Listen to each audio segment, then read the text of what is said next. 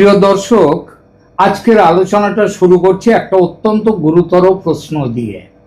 বাংলাদেশ কি ধীরে ধীরে এমন একটা জায়গায় পৌঁছে যাচ্ছে যেখানে রাজনৈতিক সংঘাত আর শুধু রাজনৈতিক থাকবে না? আমি এখনই বলছি না যে বাংলাদেশে গৃহযুদ্ধ শুরু হয়ে গেছে, কিন্তু কয়েকটি ঘটনা পাশাপাশি সাজিয়ে দেখুন।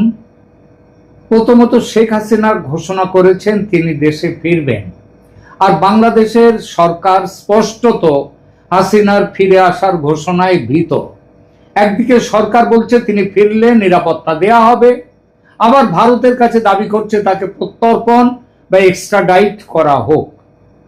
বলছে দেশে ফিরলে তাকে বিচারের মুখোমুখি হতে হবে। হাসিনা নিজে যদিও বলছেন যে তিনি তো বিচার ব্যবস্থার মুখোমুখি হবেন, তাহলে এই হাসিনার ফেরা নিয়ে গোলমালটা পাকানো হচ্ছে কেন? সমস্যাটা কোথায়? বাংলাদেশ সরকারের তো উচিত ছিল ভারত থেকে তার ফেরানোর ব্যবস্থা সেটা করা, তা করছে না। কারণ বুঝতে অসুবিধা হওয়ার কথা নয়। হাসিনা দেশে ফিরলে ক্ষমতায় যারা ছিলেন এই মোহাম্মদ ইউনূসের অন্তর্বর্তী সরকার এবং এখন যারা আছেন অর্থাৎ তারেক রহমানের বিএনপি সরকার, তাদের বড় সমস্যা, বড় ভয়। তাই উল্টোপাল্টা দাবি করে এড়িয়ে যাওয়ার চেষ্টা করছেন তারা। বাংলা সরকার যাতে এড়াতে না পারে তার জন্য অনেক চেষ্টা করেছে ভারত, কিন্তু এড়িয়ে গেছে ঢাকা। তারেক রহমানের দিল্লি সফর নিয়ে কয়েকদিন ধরে যে প্রবল কূটনৈতিক তৎপরতা চলছিল তাতে আপাতত বিরতি। সফর আদৌ হবে কিনা অনিশ্চিত। আর এর মধ্যেই ঢাকার একাধিক বিদেশি দূতাবাসগুলিকে হুমকি দেওয়ার ঘটনা সামনে এসেছে। এই তিনটে ঘটনা, এই ঘটনাগুলো কি পরস্পর বিচ্ছিন্ন নাকি একটা সূত্রে এরা বাঁধা? সেটা হচ্ছে বাংলাদেশের ভেতরে তৈরি হচ্ছে খুব বড় রাজনৈতিক সংঘাতের ক্ষেত্র। এই ক্ষেত্রগুলো, এই সংঘাত, এই বিস্ফোরণ কোথায়? প্রথম বিস্ফোরণ শেখ হাসিনার প্রত্যাবর্তন। বাংলাদেশের রাজনীতিতে এই মুহূর্তের সবচেয়ে বড় প্রশ্ন সম্ভবত শেখ হাসিনা। তিনি বলেছেন ডিসেম্বরের মধ্যে দেশে ফিরতে চান। এখানে একটা কথা মনে রাখা দরকার, শেখ হাসিনার প্রত্যাবর্তন মানে শুধুমাত্র একজন প্রাক্তন প্রধানমন্ত্রীর দেশে ফেরা নয়। এর অর্থ বাংলাদেশের রাজনীতির একটা সাপ্রেসড পলিটিক্যাল কনস্টিটিউয়েন্সি, যাদেরকে চেপে রাখা হয়েছিল যে রাজনৈতিক দলটাকে, তাদের আবার প্রকাশ্যে চলে আসা। কারণ আওয়ামী লীগকে প্রশাসনিকভাবে বা নির্বাচনী রাজনীতি থেকে বেআইনিভাবে কোণঠাসা করা গেলেও আওয়ামী লীগের কয়েক দশকের সামাজিক ভিত্তিকে নিশ্চিহ্ন করে দেওয়া যায়নি। যত দিন যাচ্ছে আওয়ামী লীগের প্রাসঙ্গিকতা তত তীব্র হচ্ছে, মানুষের ভেতর তত আসছে এই প্রত্যাশা শেখ হাসিনা কবে দেশে ফিরবেন। আর বিষয়টা শুধু আওয়ামী লীগ বনাম বিএনপিও নয়, বাংলাদেশের সমাজে আরো পুরনো একটা বিভাজন রয়েছে। সেই বিভাজনটা হলো 1971 মুক্তিযুদ্ধের উত্তরাধিকার। বাংলাদেশের রাষ্ট্রীয় পরিচয় কি মূলত বাঙালি জাতীয়তাবাদ, মুক্তিযুদ্ধ, বাংলা ভাষা এবং ধর্মনিরপেক্ষতার উত্তরাধিকার বহন করা, নাকি বাংলাদেশের পরিচয়ের কেন্দ্রে থাকবে রাজনৈতিক ইসলাম, মুসলিম জাতীয়তাবাদ এবং পাকিস্তানের সঙ্গে একটা নারীর বাঁধন? এই বিতর্ক নতুন নয়, এই বিতর্ক বর্তমানে কার্পেটের নিচে চেপে রেখে দেয়া হয়েছে। কিন্তু শেখ হাসিনা দেশে ফিরলে এই কার্পেটটা উড়ে যাবে, সরে যাবে, আর এই পুরনো বিতর্ক আবার ভয়ঙ্করভাবে সামনে চলে আসবে। বাংলাদেশে মুক্তিযুদ্ধের উত্তরাধিকারের সমর্থক মানেই আওয়ামী লীগের সমর্থক, এটা পুরোপুরি ঠিক নয়। তবে আওয়ামী লীগ অবশ্যই প্রধানতম, কিন্তু বিএনপির মধ্যেও মুক্তিযোদ্ধা পরিবার আছে।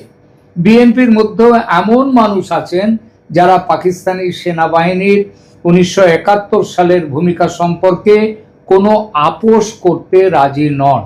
আবার বামপন্থী, উদারপন্থী সাংস্কৃতিক সংগঠন এবং নাগরিক সমাজের একটা অংশও আছে যারা আওয়ামী লীগের রাজনীতির বিরোধিতা করলেও বাংলাদেশের মুক্তিযুদ্ধ ভিত্তিক পরিচয়কে অস্বীকার করতে চায় না।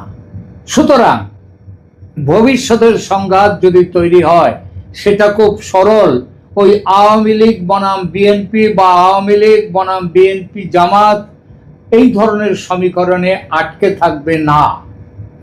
যদি তৈরি হয় এই এই ছোট্ট সমীকরণে থাকবে না, সেটা হবে কি মুক্তিযুদ্ধের পক্ষ ও বিপক্ষ শক্তির লড়াই, ৭১-এর রাজনৈতিক উত্তরাধিকার বনাম তার বিরোধী শক্তি। আরো স্পষ্ট করে বললে পাকিস্তানপন্থী বনাম বাঙালি জাতীয়তাবাদ পন্থীর লড়াই। আর এটাই সবচেয়ে বিপজ্জনক জায়গা। হাসিনা ফিরলে কি হতে পারে? শেখ হাসিনা বাংলাদেশে ফিরলেন, ধরুন বিমানবন্দর থেকে তাকে যদি সরাসরি আটক করা হয়, তার সমর্থকরা কি চুপ করে থাকবেন? আওয়ামী লীগের কর্মী সমর্থকরা কি রাস্তায় নামবেন?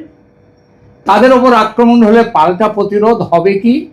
আবার হাসিনা বিরোধী জুলাই আন্দোলনের শক্তিগুলো, জামাত, তারা তাদের ওই জুলাই আন্দোলনের শক্তিদের জনসমর্থন এখন অকিঞ্চিতকর, কিন্তু তারা নিজেদের প্রাসঙ্গিক করতে এই সুযোগ নেবেন, নিশ্চয়ই রাস্তায় নামবেন। তার মধ্যে ধর্মীয় সংগঠন, ছাত্র সংগঠন, রাজনৈতিক দলগুলো যখন ঢুকে পড়বে তখন পরিস্থিতি কোথায় গিয়ে দাঁড়াবে সেটা বুঝতে পারছেন? এগুলো প্রশ্ন, এবং প্রশ্নগুলো কিন্তু মন গড়া নয়, মন গড়া নয়। এগুলো রাষ্ট্র তখন কি করবে? রাষ্ট্রের কাজ হচ্ছে আগুন লাগার পরে দমকল কিনতে যাওয়া নয় বা দমকলের টেন্ডার দেয়া নয়। আগুন লাগতে পারে এই সম্ভাবনাটা আগে বুঝে আগুন লাগলে কি হবে, কিভাবে সেই আগুন নেভানো যাবে সেই ব্যবস্থা তৈরি রাখা। আর এখানেই আসে সেনাবাহিনীর ভূমিকা। বাংলাদেশের ইতিহাসে রাজনৈতিক অস্থিরতা এবং সেনাবাহিনীকে আলাদা করে দেখা কঠিন। 1975 শেখ মুজিবুর রহমান বঙ্গবন্ধু তার হত্যার পর থেকেই কয়েক দশক ধরে বাংলাদেশের ইতিহাস সাক্ষী রয়েছে সেনাবাহিনীর কাজকর্মের।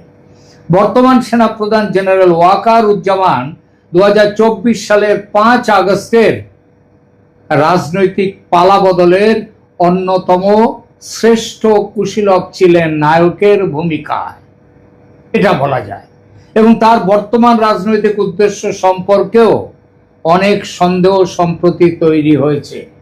হজ করে আসার পর তিনি নিজের গেটআপটা বদলে আরো ধার্মিক করে ফেলেছেন, যেটা পাকিস্তানের ফিল্ড মার্শাল আসিম মুনির এখনো পর্যন্ত করে ওঠেননি। ওয়াকার নাকি এখন এই মুহূর্তে বাংলাদেশের মৌলবাদী শক্তির চোখের মণি। সুতরাং বাংলাদেশে যদি ব্যাপক রাজনৈতিক সংঘর্ষ শুরু হয়, পুলিশ পরিস্থিতি নিয়ন্ত্রণ করতে না পারে, ঢাকার রাস্তায় যদি বিভিন্ন রাজনৈতিক শিবির মুখোমুখি হয়, তখন শেষ পর্যন্ত কাকে নামতে হবে? সেনাবাহিনীকে। আর দক্ষিণ এশিয়ার ইতিহাস আমাদের একটা শিক্ষা দিয়েছে, রাজনীতিবিদরা যখন রাষ্ট্র পরিচালনায় ব্যর্থ হন, সেনাবাহিনী যখন রাস্তায় নামে, তখন তারা শুধু ওই দাঙ্গা থামাতে নামে না, তারা ট্রাফিক পুলিশেও দাঁড়িয়ে থাকে না, দেশ বাঁচাবার নামে ক্ষমতার দখল নেয়। এটা স্পষ্টত দৃশ্যমান বিপদ। কিন্তু এখানে আরো একটা কথা আছে, যে সেনাবাহিনী হোমোজিনিয়াস, মানে এক কাট্টা নয়, সেই সেনাবাহিনী তার যার মধ্যে অনেক গোষ্ঠী দ্বন্দ্ব আছে, পাকিস্তানপন্থী, ভারতপন্থী, আওয়ামী লীগপন্থী, বিএনপিপন্থী, জামাতপন্থী, এইরকম যেখানে গোষ্ঠী ভাগে বিভক্ত থাকে, সেখানে সেনাবাহিনীর নিজেদের মধ্যেও যদি লড়াই হয় তাহলে সেটাও এড়িয়ে যাওয়া যাবে না। আর একটা বিপদ, দ্বিতীয় বিপদ হচ্ছে উগ্রপন্থার নতুন আন্তর্জাতিক মাত্রা। এর মধ্যেই কয়েকটি উদ্বেগজনক আর একটা ঘটনা ঘটেছে। ঢাকায় বিদেশি দূতাবাস এবং সরকারি দপ্তরে হুমকিমূলক ইমেল পাঠানোর ঘটনা প্রকাশ্যে এসেছে এবং সেগুলোর পেছনে আছে সাম্প্রদায়িক শক্তি, উগ্রপন্থীরা, মৌলবাদীরা। চীনা ও রুশ মিশনের নামও সেখানে এসেছে, যা খবর বাংলাদেশের স্বরাষ্ট্র দপ্তর এবং গোয়েন্দা পুলিশ খুব একটা গুরুত্ব দিচ্ছে না, তারা মানতে চাইছে না যে এর পেছনে কোনো প্রতিষ্ঠিত জঙ্গি সংগঠন রয়েছে। চীনারা যদিও সন্দেহ করছে এই হুমকি মেলের পিছনে আছে উইঘুরপন্থী ইসলামী সংগঠনরা। তারা এই ঘটনাটাকে উড়িয়ে দেওয়া যাবে না, কারণ প্রশ্নটা আরো বড়।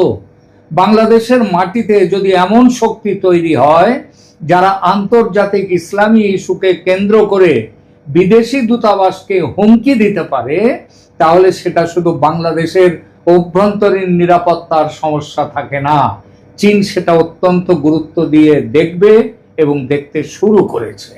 তারা রীতিমতো দ্বন্দ্বে নেমেছে তারেক রহমান সরকারের সঙ্গে। চীনের জন্য এটা অত্যন্ত স্পর্শকাতর। কেন? বেজিং এর সবচেয়ে সেন্সিটিভ ডোমেস্টিক সিকিউরিটি ইস্যুগুলোর একটা হলো সিনজিয়াং এবং উইঘুর মুসলিমদের প্রশ্ন। বাংলাদেশের কোনো উগ্র ইসলামপন্থী গোষ্ঠী যদি উইঘুর মুসলিমদের প্রশ্নকে সামনে রেখে চীনা স্বার্থকে নিশানা করতে শুরু করে, তাহলে একটা অদ্ভুত কন্ট্রাডিকশন তৈরি হবে। কারণ বাংলাদেশের ভারত বিরোধী রাজনীতির একটা অংশ দীর্ঘদিন ধরে বলে এসেছে ভারতের বিকল্প চীন, ভারতকে চায় না বাংলাদেশ, তাদের চীন আছে। কিন্তু র্যাডিক্যাল ইসলামিস্ট পলিটিক্সের একটা অংশের কাছে আবার চীন নিজেই ইসলামের কাছে সমস্যার দেশ, তাদের উইঘুর নীতির কারণে।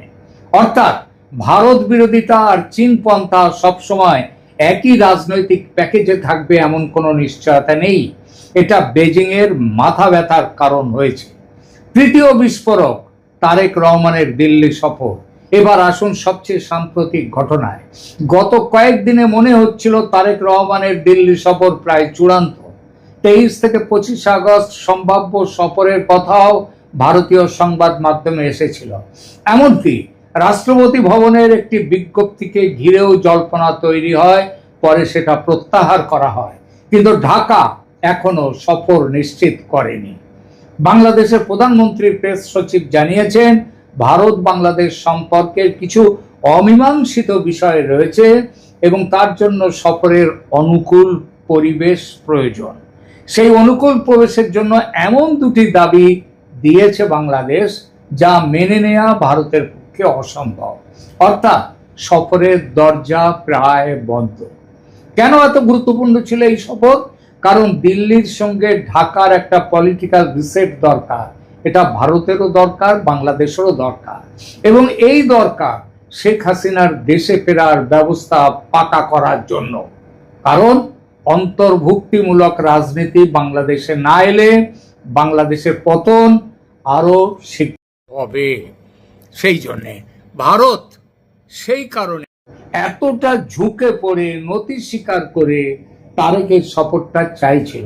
এবং এই ভারতের এই নতি স্বীকারের জন্য ভারত সরকার ভারতের মধ্যে তারা সমালোচিত হচ্ছে। এমনকি অর্গানাইজারের প্রাক্তন সম্পাদক এবং আরএসএস ইডিওলগ সেই শেষাদ্রিচারী তিনি তো বলেছেন ভারতের এতটা ঝুঁকে পড়ার কোনো দরকার ছিল না।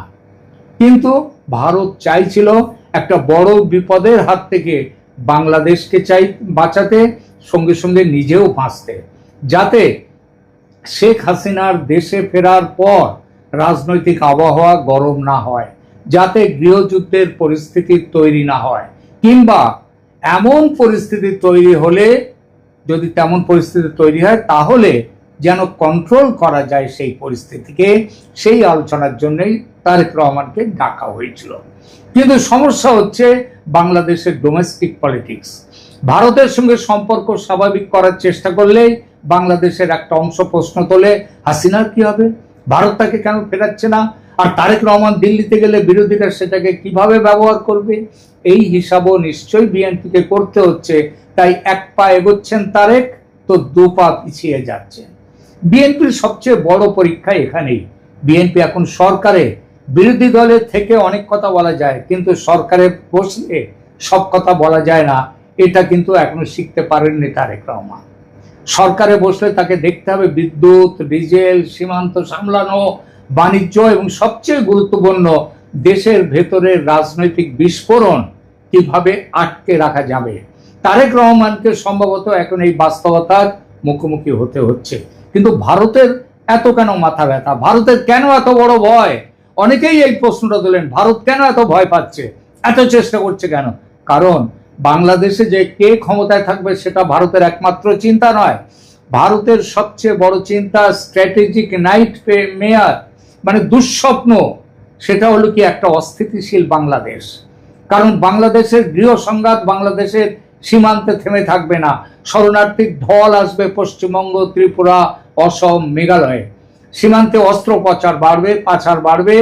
উগ্রপন্থী সংগঠনগুলো সুযোগ নেবে। ভারতের উত্তর পূর্বাঞ্চলের নিরাপত্তার উপর চাপ তৈরি হবে। চীন এবং পাকিস্তানও নিজেদের স্ট্র্যাটেজিক ইন্টারেস্ট অনুযায়ী পরিস্থিতির সুবিধা নেওয়ার চেষ্টা করবে। সুতরাং বাংলাদেশের স্ট্যাবিলিটি ভারতের কাছে কোনো দয়াদা নয়, চ্যারিটি নয়, এটা ভারতের নিজের ন্যাশনাল সিকিউরিটির ইন্টারেস্ট। আর এখানেই শেখ হাসিনা হয়ে উঠেছেন ট্রিগার পয়েন্ট। হাসিনা ফিরবেন কি ফিরবেন না, প্রশ্নটা এখন আর শুধু একজন ব্যক্তিকে নিয়ে নয়। প্রশ্ন হচ্ছে তিনি ফিরছেন, এবং ফিরলে আওয়ামী লীগের রাজনৈতিক পুনর্গঠন শুরু হবে কি? তাকে গ্রেপ্তার করলে কি হবে? আওয়ামী লীগের ওপর নিষেধাজ্ঞা বল থাকলে তার সমর্থকরা কি করবে? আর জুলাই আন্দোলন এবং আওয়ামী লীগ বিরোধী যে শক্তি, ইসলামী শক্তি, তারাই বা কি করবে? জামাত সহ ইসলামপন্থীরা নিশ্চয়ই বসে থাকবে না। বিএনপি বা কি করবে? আর পরিস্থিতি হাতের বাইরে গেলে সেনাবাহিনী কি করবে? এই শেষ প্রশ্নটাই সবচেয়ে গুরুত্বপূর্ণ। এবার কি মনে হচ্ছে গৃহযুদ্ধের উপাদানগুলো একে একে কিভাবে দ্রুত তৈরি হচ্ছে বাংলাদেশে? প্রথমত গভীর রাজনৈতিক পোলারাইজেশন, দ্বিতীয়ত 1971-এর ইতিহাস নিয়ে আদর্শগত বিভাজন, তৃতীয়ত আওয়ামী লীগের বিপুল সামাজিক ভিত্তি কিন্তু সীমিত রাজনৈতিক স্পেস, এবং স্পেস দখলের জন্য তাদের অনিবার্য লড়াই। সুতরাং চতুর্থত আরো আছে ধর্মীয় রেডিকালাইজেশনের আশঙ্কা।